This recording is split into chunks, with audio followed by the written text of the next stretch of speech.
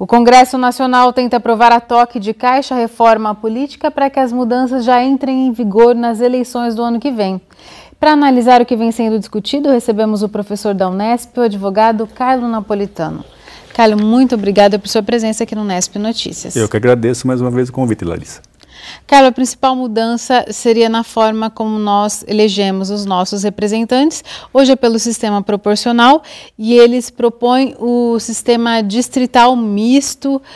E, a princípio seria o distritão. Queria que você explicasse, né? Por que no texto entrou o distrital misto, mas a princípio seria o distritão, e no que esses sistemas se diferem do que a gente tem hoje? A forma de escolha atual é a forma proporcional. Assim, a grosso modo, para ficar bem fácil para ser compreendido, o que isso significa? Que o voto que a gente dá para deputados e vereadores, ele, a princípio, e na verdade, vai para o partido.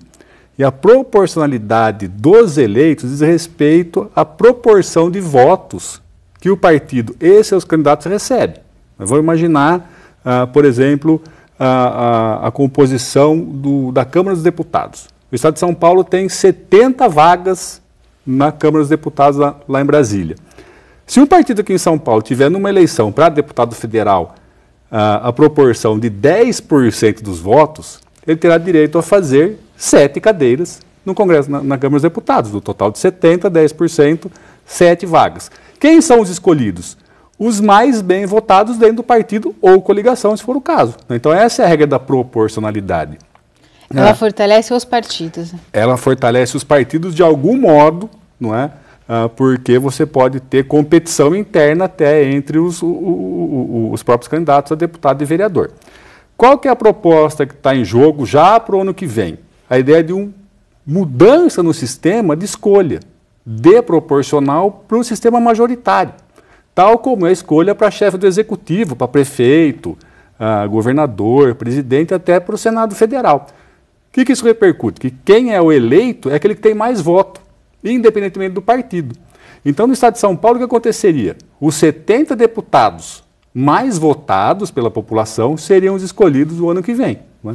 A ideia do distrital misto é o misto entre o proporcional e o distrital puro. Ou seja, a princípio se pensa no limite de metade das vagas. Então, em São Paulo, nós escolheríamos 35 deputados federais pelo voto majoritário, né, os 35 mais votados seriam automaticamente eleitos, e os outros 35 seriam eleitos por um critério proporcional. Aí, uma grande mudança, por lista seria essa indicação, ou seja, o partido já indica qual é a listagem dos candidatos, e aí a tendência é se aprovar a lista fechada, ou seja, o partido indica quais são os principais candidatos daquele partido da legenda, e se, por exemplo, for eleito 10% das vagas, aquele partido vai ter 10% na representação, tendo em vista essa ordem da lista já colocada. Então é um mix entre o voto majoritário e o voto proporcional.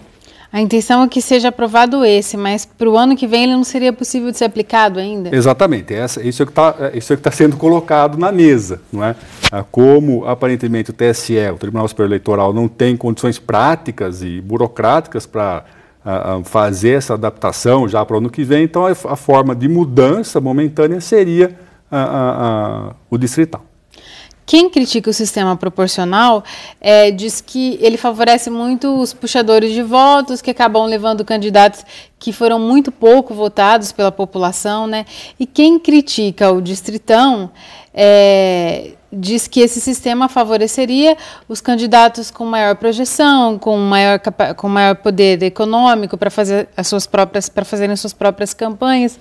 Quais que são os pontos positivos e negativos principais na sua visão? Olha, se a gente for pensar e fazer um comparativo da última eleição, não é?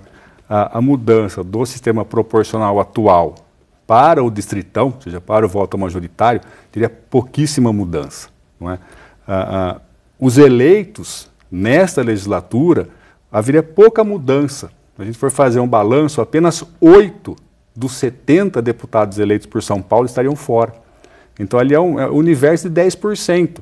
Então, essa distorção que é alegada, ela não é real. Ela é ficção. Não é? Esse argumento vale. Ele cai por terra. Se a gente for pensar no todo e transportar essa ideia para o âmbito nacional, dos 503 deputados, ali 60 não teriam sido os mais votados para não serem eleitos, né? O voto distrital, puro ou distritão, ele de fato ele vai privilegiar quem é mais conhecido, né? Então, qual que é o argumento? Que os caciques dos partidos hoje teriam mais chance de serem reeleitos ou eleitos, enquanto os candidatos mais novos, com menos expressão, até mesmo com menos poder econômico, eles teriam mais dificuldade de serem eleitos. E é com essa intenção que eles estão querendo fazer a mudança? Talvez para o ano que vem já, né? Talvez o que está ali embaixo da mesa é manter os atuais eleitos pelo distritão. Uma outra mudança e que vem gerando muita polêmica é a criação de um fundo para financiar as campanhas. E esse fundo equivale a 0,5% da receita corrente líquida do país, que hoje seria 3,6 bilhões de reais. Está sendo muito criticado, eles estão pensando até em mudar esse valor.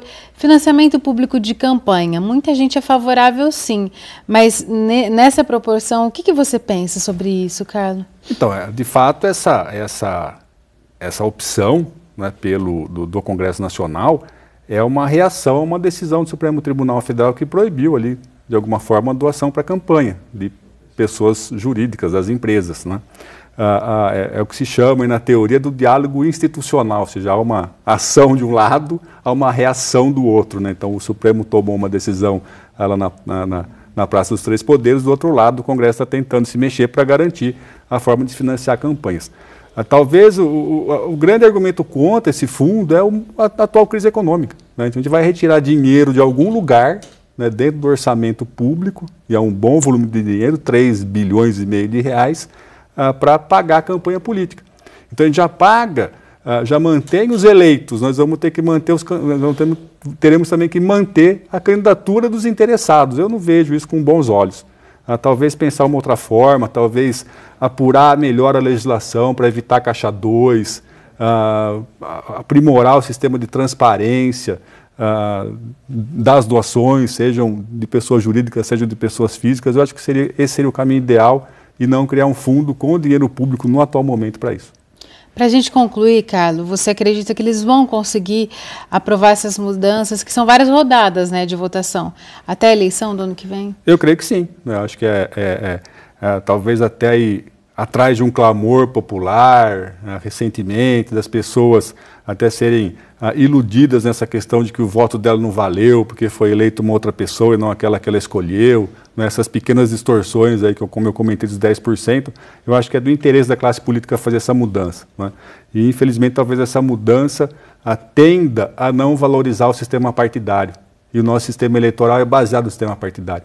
Então talvez valorize muito mais as figuras, né? E personalize muito mais e ainda mais as eleições. Tá certo, Carlos. Muito obrigada por sua análise aqui.